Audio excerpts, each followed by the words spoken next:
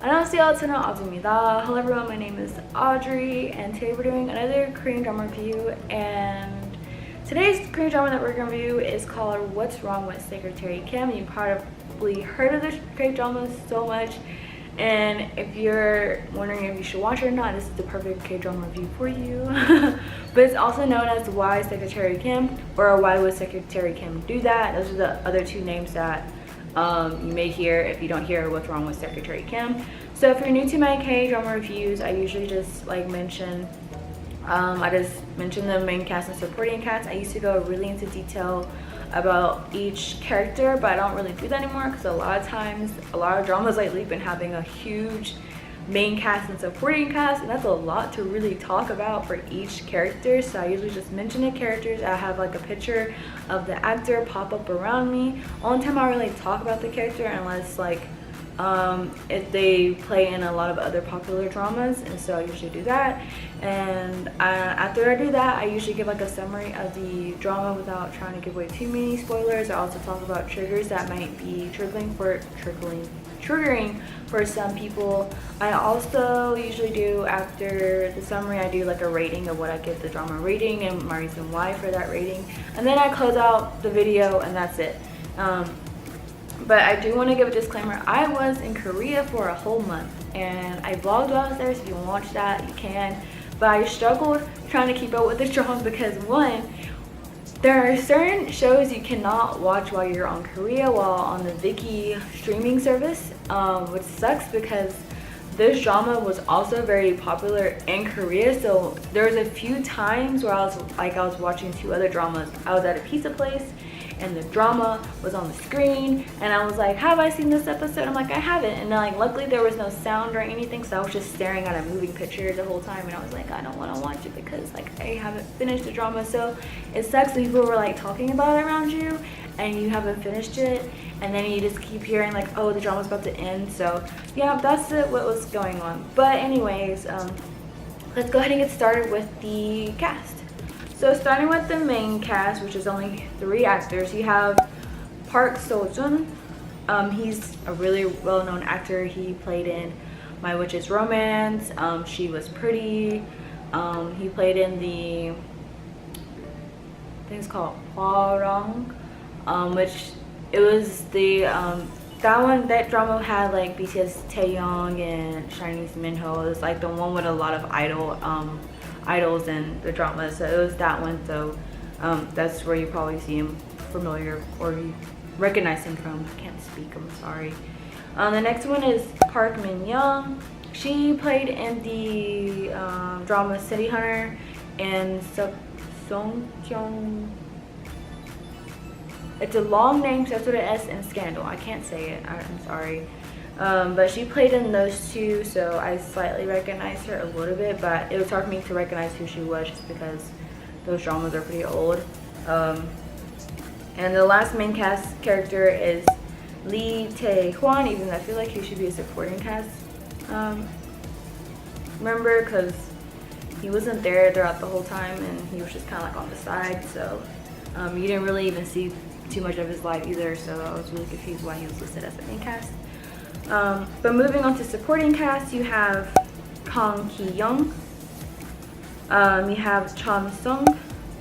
Chon Sung, he's part of 2PM, JYP's 2PM singing group, and he's actually been doing quite more acting lately. So if you're not really used to seeing, if you're not really into K-pop or anything, and you don't really recognize him, that's probably why. He does a few acting gigs, but he's a K-pop idol. Next is Pyo Ye-jin. I don't really recognize some of these. I don't really know where other dramas are acting from, so sorry if I can't help you with that. Next is Kim Hye-ok.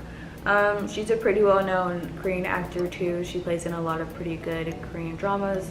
Next is Kim Byung-ok, also really well-known Korean actor. He plays in a lot of Korean dramas. So if you can't recognize those two, then I don't know. Maybe we should watch more Korean dramas. Next is Hwang Bora. She's I recognize her for some Korean dramas, but she's pretty good too.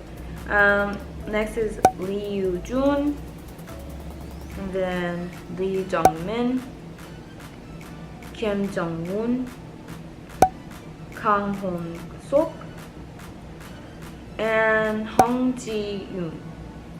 So those are all the cast members, and now it's time to just give like a short summary of what to expect from this drama, and I'm going to try to do my best to not really give any spoilers or anything, because that's really hard not to do, especially with this drama. So basically, so this drama is basically about a CEO of a company who has a secretary that he had for a long time, and all of a sudden she was just like, you know what, I've been working for this guy for a long time, and you know what, I want to live a better life, I'm gonna quit. And so, and you'll see, like, she does so much for him, it's ridiculous. Like,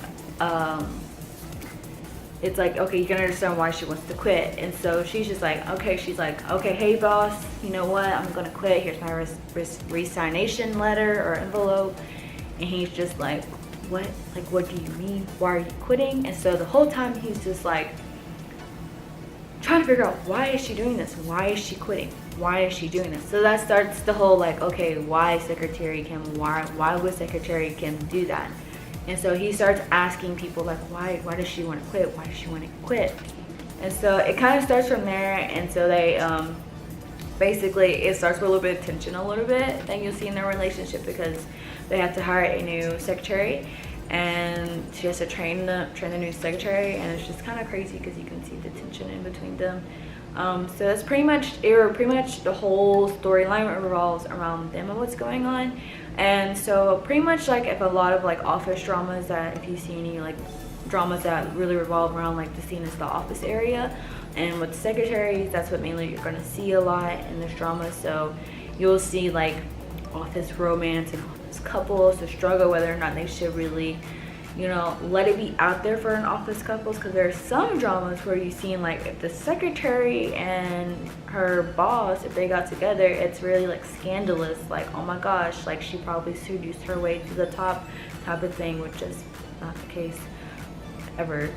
So this drama is really funny, and it's not too cringy or anything. Like, usually if it's something that's kind of cringeworthy, it's like the character is kind of like, oh my gosh, don't do that, that's like cringy, something like that. So you'll see that a lot.